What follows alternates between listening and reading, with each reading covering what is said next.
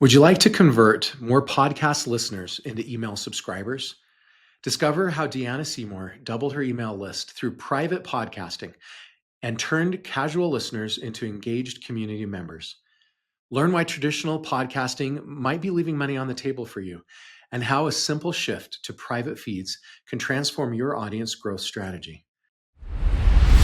Hello, incurable creators. I'm excited to bring you some bonus episodes featuring exclusive interviews from the 2023 PodUp Virtual Podcasting Summit. Each Thursday for months, you're going to hear interviews from a diverse range of podcasting and marketing experts. My hope is these repurposed interviews will inspire you with new ideas and insights to take your podcast to the next level. And of course, remember to listen every Tuesday for our regular episodes of Podcasting Secrets as well. Now, let's dive into today's bonus interview from PodUp's 2013 Podcasting Summit.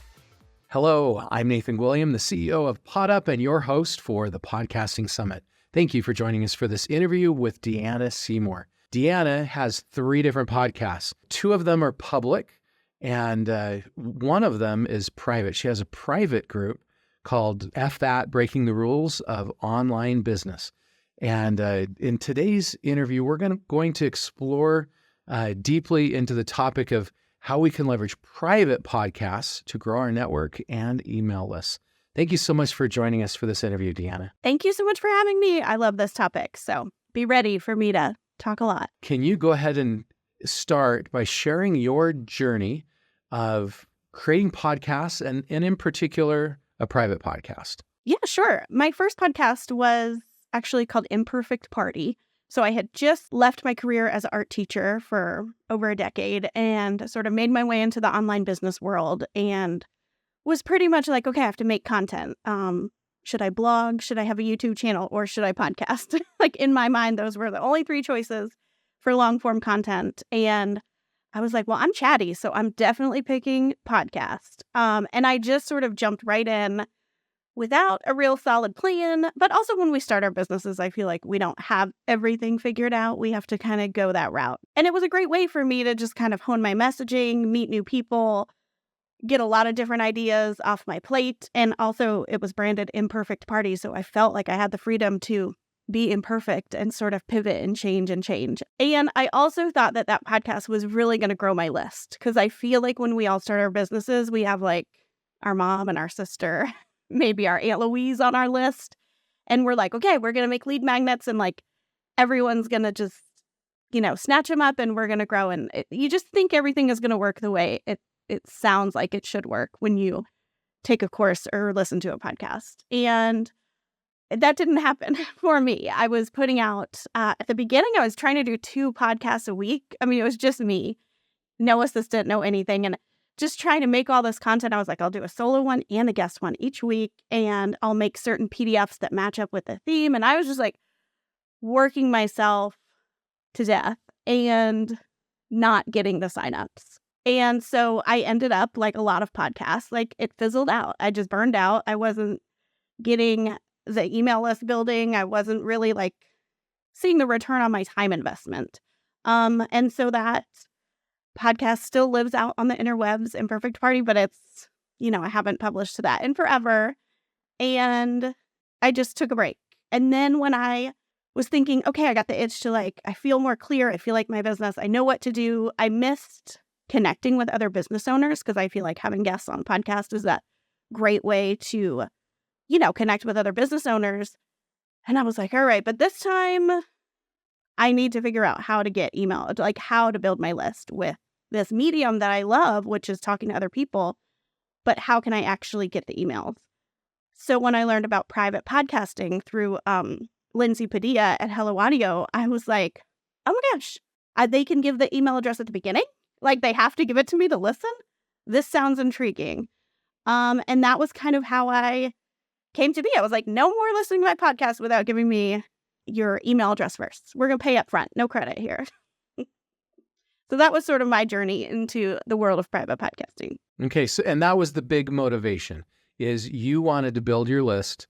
And so you made it private so that they had to register and give their email in exchange for getting access. And how did that change for you? Did you get a lot more signups? How quickly did that change? Well, so then I came up with my first series, which was F That. And it was a series about a time in someone's life when they were doing something and then they kind of like woke up and were like, F this, what am I doing? Why am I doing this? Here's a new way that I'm going to do something.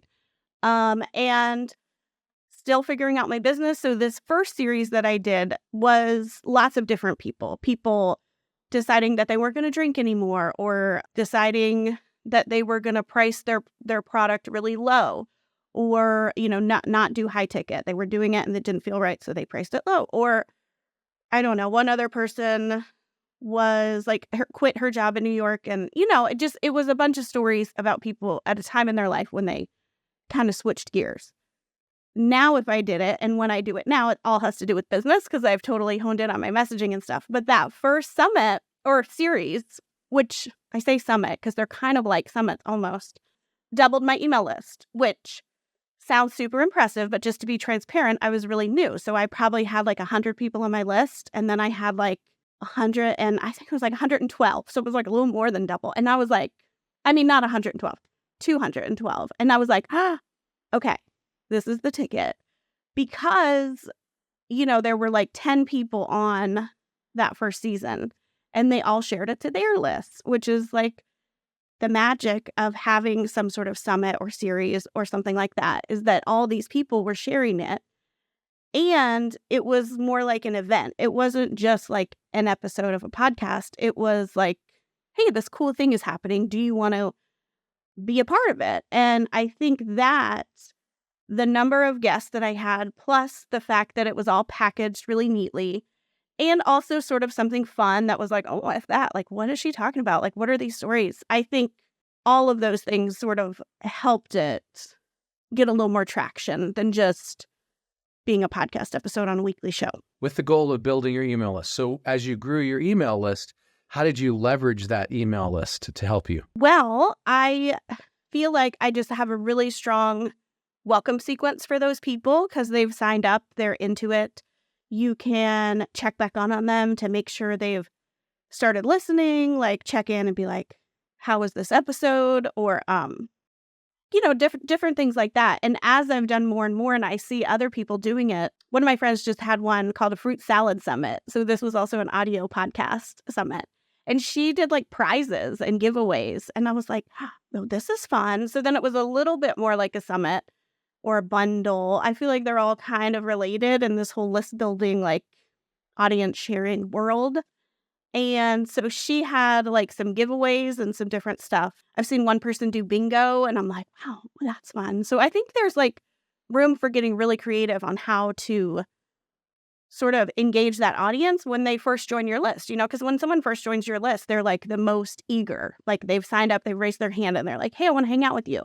And if you just put them through like a generic, welcome sequence, and then they're just on your list, you kind of miss that opportunity. So thinking of ways that you can really amplify their experience within the series, I think is a good idea. Okay, let's go back to the very basics. For those that might not know, what is a private podcast? Oh, well, a private podcast works on the back end just like a regular podcast. You just record your episodes and upload them to whatever platform you're using. For me, I use Hello Audio, but the idea is that it's just behind what would normally maybe be a paywall, but the paywall is their email address. It could also be money. Like at this point, I've done so many seasons of my private podcast that this year I introduced an all access pass for like a small upcharge of $9 just to get access to all past seasons and future seasons. So they're in like a paid feed. And then I also kept a free feed for people who've never heard of me. Like they're not sure. They're like, who's this wacky lady doing F That series? I don't know. Let me just get the free feed. And so the free feed is available for a week while we're all promoting it. And they can listen for free, but they're on my list so I can kind of keep talking to them. And if they didn't get a chance to listen in that week, there's an email I can send them to say, hey, remember, you can get the all access pass and you can listen to all of them. So it doesn't even have to be just free for an email address. That is just where like I started because that was like my main goal when I first started private podcasts. Okay, so you've talked about a couple different benefits from doing a private podcast. One of them is building your email list. One of them is charging for it and making money, subscription revenue stream of some type. What are some of the other benefits that podcasters might see from doing a private podcast? Well, if you're interested in getting on more podcasts, like if you want to guest on podcasts, this has also been a game changer for me because, each time I do a series, there's 8 more people in my network. So depending on if they have podcasts or just, I guess, being strategic about who you're partnering with can really lead to a lot of different opportunities. So for me, like I was saying, starting out in online business, you have your mom and your sister and your Aunt Louise on your newsletter, and you're like, okay, I got to make friends. I got to get in here. What can break the ice? And if you have a weekly show or even, a bi-weekly show, I tried that for a while and I felt like, oh, I'm not really connecting with that many guests because I only do 2 episodes a month. So the private podcast series is a way to connect with a whole group of people at one time. And for me, that has gotten me on a lot of other podcasts with the people who've been on my podcast, but I don't have space for them, in my weekly show, Big Fun Content, which is also really, I want to make sure it's a quality show for my listeners, and I want to make sure that it all relates to content. And so, I could see someone off to the side, and I'm like, oh, I really want to meet that person. I want to create a connection with that person, but they don't really have anything to talk about that my listeners on my regular podcast would, really be interested in. And I don't want to ruin the integrity of my my regular podcast. So having these fun, breaking the rules of online business. I have another one during the holidays that's called the Anti-Hustle Holiday Countdown. And it's all online business owners, but they're just sharing stories about how they celebrate the holidays. And it's sort of marketed in a way where it's take some time off this holiday and just meet new business owners, but also let's take a break from always thinking about our businesses.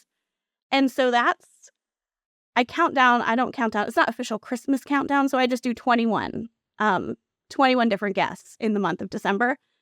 And so that's 21 people at the end of the year that throughout the year, if I've met them and I've been like, oh, I do want to connect with them, but it just doesn't work on my regular podcasts.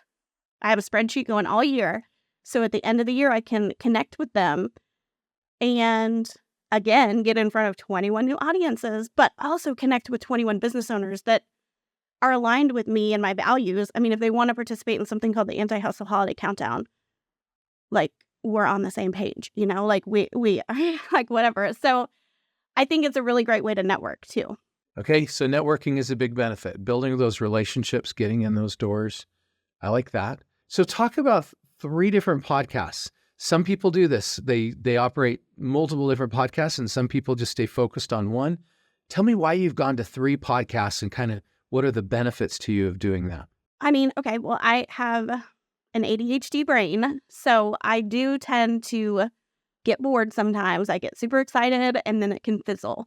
So with these series, like the Anti-Hustle Holiday one only comes out once a year. And I'm excited. I'm genuinely excited to do it again. This morning I was looking at my spreadsheet. I was getting excited. I'm like, oh my gosh, this could be so fun.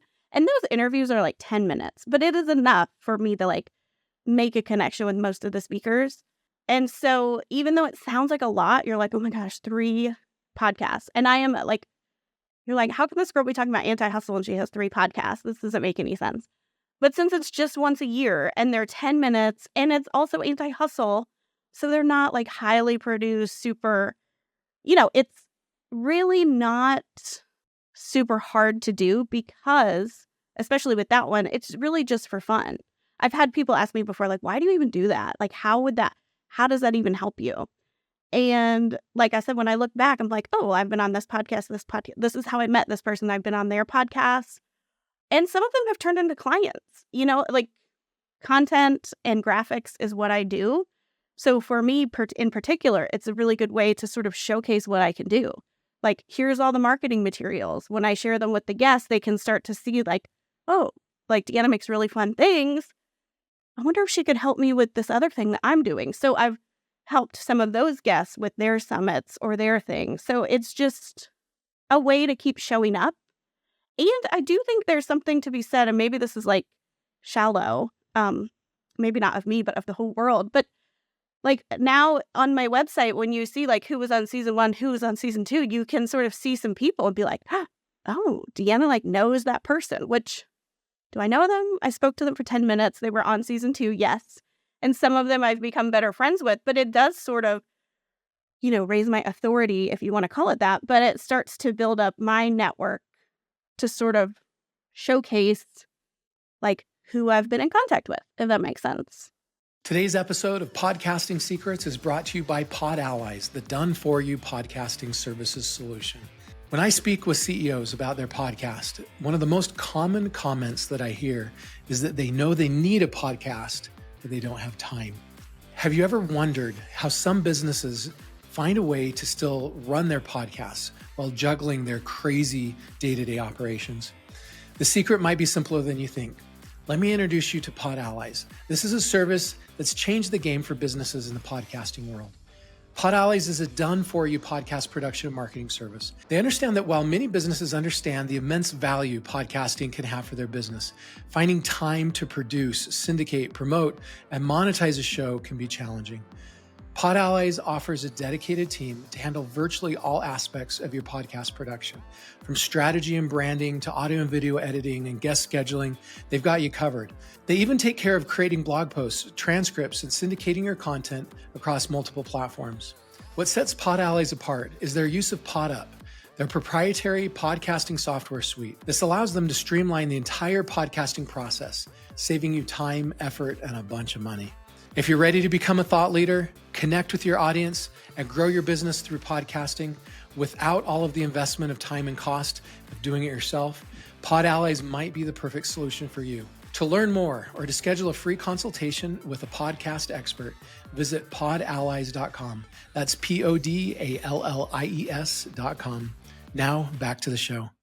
Okay, so let's say someone decides they want to do a private podcast for these reasons that you've just described. What are the first steps that they need to take? And what are the most important secrets of success that you would share with them? I mean, I would say pick something, let this be your opportunity to pick something different. So like I said, it's that breaking the rules of online business.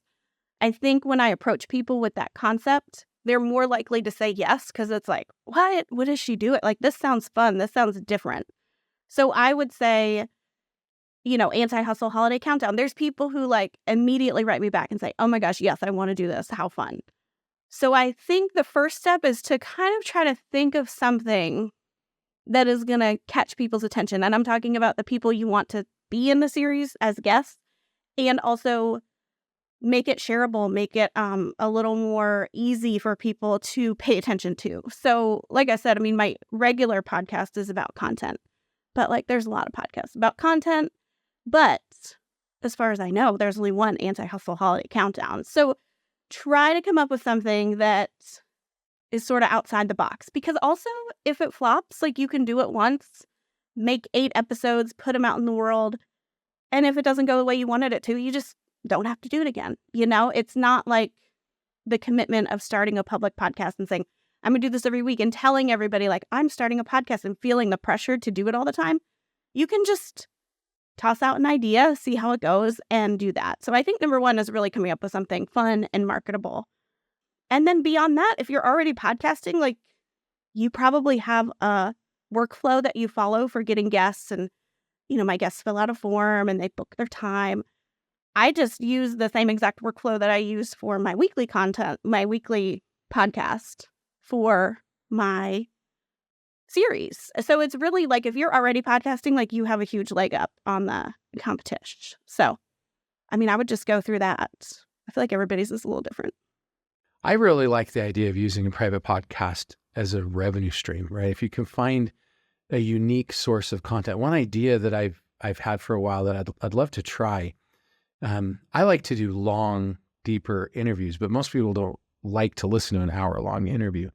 And so what if my public podcast was maybe 10 minutes, right? You took 10 minutes of highlight from that interview, and then people could pay a monthly fee of some type, $10 or something, to get access to all of the extended form interviews. Then people could listen to like the 10-minute Reader's Digest version of the show. And if if they got a lot of value out of it and they really like the guest, they just go listen to the full interview.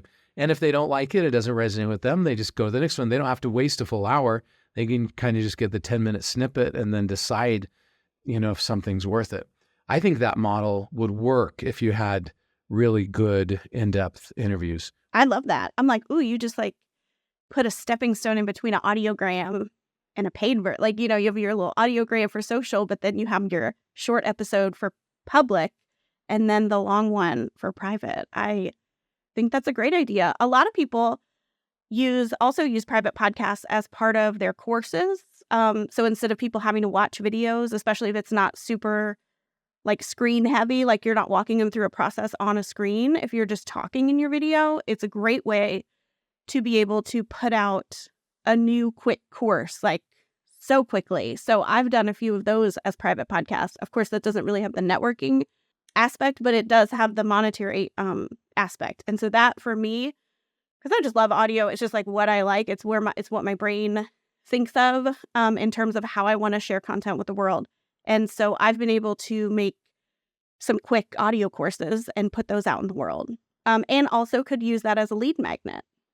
And I would argue that if you're promoting your lead magnet on podcasts, like if you have the idea to go on podcasts and promote your lead magnet, you're talking to podcast listeners. So I think promoting something that's also going to be easy for them to listen to is a game changer too. I think it's a great way to send podcast listeners when you're guesting to something that's a podcast. I mean, obviously you could do that with your public podcast, but you have something specific to whatever you're talking about. I think that really helps. It feels like for me, because I can multitask with a podcast, right? I can do it while I'm driving in the car, or doing the dishes or doing the lawn or whatever. It feels like every course that I take should have a private podcast.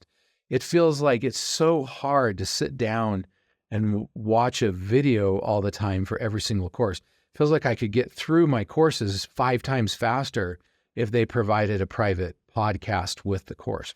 I would recommend that anyone creating a course should have a private podcast as an add-on or a portion of what they're selling. 100%. I mean, I think coming from a background in teaching, you need to like diversify for different learning styles, different things. And like entrepreneurs are busy, I have 2 kids. So even if it's not kids, if it's whatever, but like you can learn while you're walking your dog, you can learn while you're at the gym on the treadmill. It's just going to help that course completion rate that for some people can be kind of low if they have to just be at their computer or watching a video.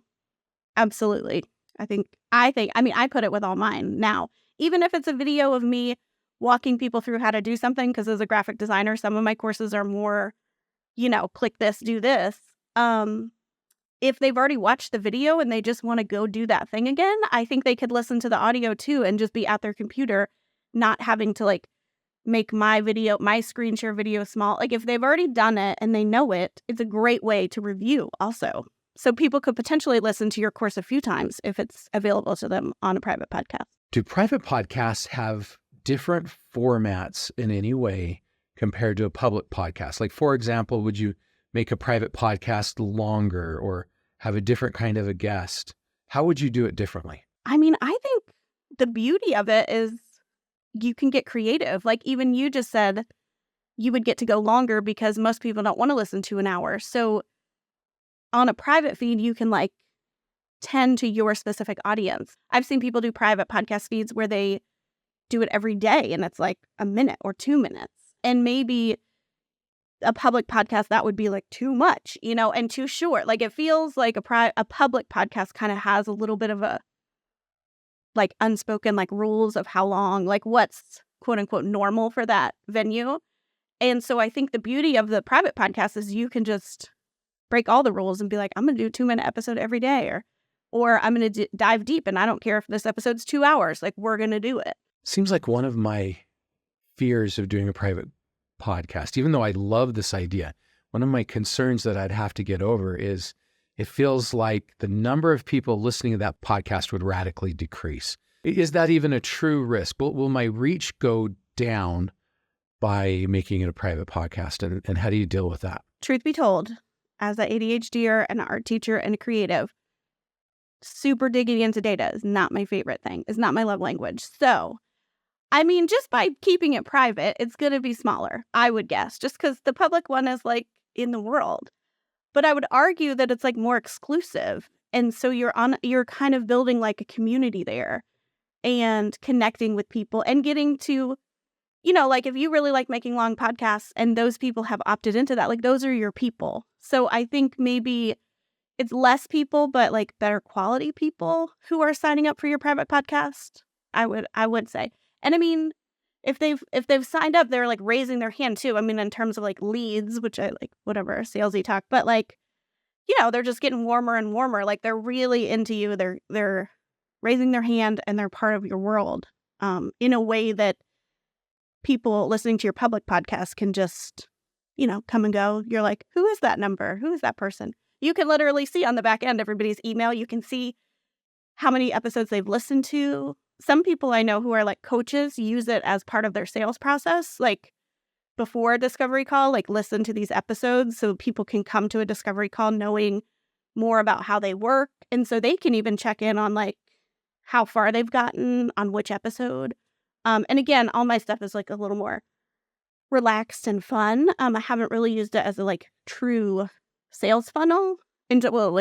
Building my list is part of the funnel, but you know what I mean? Like it's not part of my sales process, but that has potential too.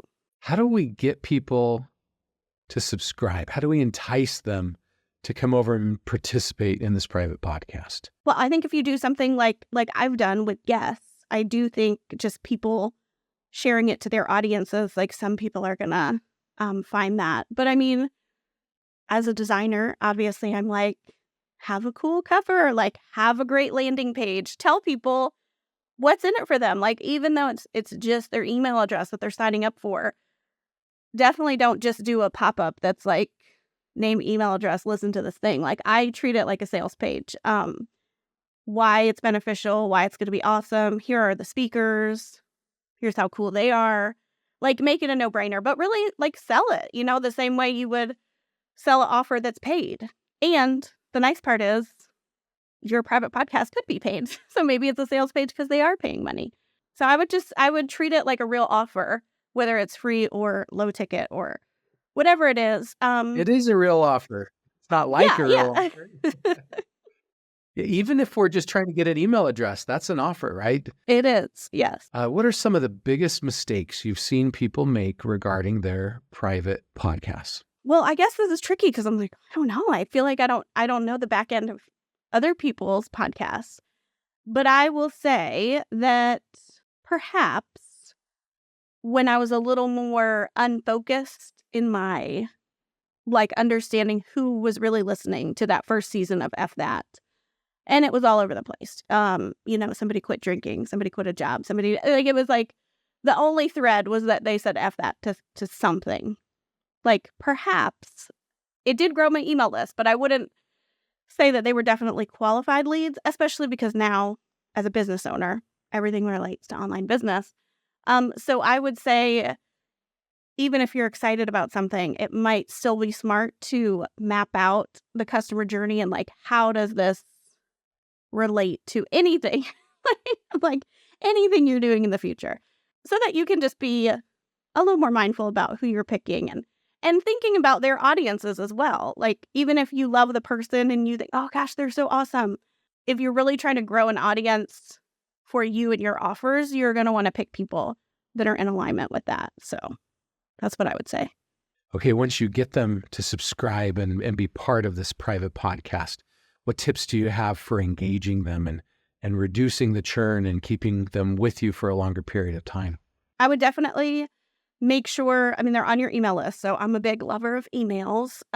So just make sure that you're not just like getting their email and then ghosting them. And then when you're ready to sell them something, you pop back in their email box. I would just make sure you're consistent on that back end, reminding them like, hey, you signed up for this thing, like you haven't listened. I always encourage people, I love Instagram, that's where I hang out. So I just encourage people to send me DMs on Instagram because I just joke. I'm like, I'm here, like, it's just me, I'm waiting, and people do it. They listen and they reach out to me. They're like, I don't know what you said, do it. I'm like, yes, I meant it. So just not thinking of them as like leads, thinking of those humans who took the time out to listen to you as a human, have a conversation with another human, and they're like kind of a part of that conversation. So just asking questions about what they thought about it, how they do stuff. And that can all be done, in email, or if they do DM you, you can talk through there. But just remembering that it's a person on the other end and not just kind of running them through a machine, I guess, which is easier to do if it's a smaller, you're talking about like going from the public one feels a little more like, I don't want to say generic, but it's like everybody, So once we're on the private podcast, that we can see in the back end their email and how much they've listened, and Hello Audio gives them like a listener score. So I can see the ones who I'm like, whoa, this person's like really into it. Like I could reach out to them on Instagram and be like, hey, I saw that you signed up for the F That series. Like, what'd you think? Like, which one was your favorite or whatever? Like, you have the data on the back end to kind of reach the people in a way that I think you don't have with public podcasts. So just take advantage of that. Okay, Deanna, thank you so much for sharing your time and wisdom with us in this interview. If our audience has enjoyed what you've shared and they want to learn more about you and your products and services, what are the best ways for them to do that? They can head to my website at deannaseymour.com. And honestly, just like poke around there. I do have links to all my series over there. And I have a fun course called Less Content, More Connection, which basically also talks about doing a little bit less, scaling back, but really making those human connections. Because for me personally, I'm a freelancer, but that is where a lot of my revenue has come from, is not big fancy numbers, but like connecting with other humans. So for those of you that are watching and listening, if you have not yet taken advantage of and checked out the VIP upgrade for the summit, please click on the button below and see all of those cool bonuses that are just waiting for you. And I wish you success as you try out implementing a private podcast and see if that works for your business model. And here are my key takeaways from this episode. Number one, private podcasts require email registration to listen, creating a direct path to list building that traditional podcasts can't match. Number two, series-based private podcasts create event-like excitement, making content more shareable and increasing engagement compared to weekly shows. Number three, multi-guest series, so 8 to 10 episodes or so, rapidly expand your network as each guest promotes to their own audience, multiplying your reach. Number four, welcome sequences for podcast subscribers are crucial. They're most engaged when they first sign up. Number five, consider hybrid models, free limited time access to episodes, then paid all access passes for complete archives. Number six, private podcasts work well for course content, allowing students to learn while multitasking instead of being tied to video. Number seven, backend analytics show exactly who's listening and how much, enabling targeted follow-up with engaged listeners. Theme-focused series, like holiday specials, create natural networking opportunities without compromising your show's focus. Thank you for joining me for this episode. I wish you success in your podcasting journey. And if you're looking for a great podcasting platform, I encourage you to get a free trial at podup.com. And if you're looking for someone to help you with your podcast, we offer a done-for-you podcast production and marketing service at podallies.com.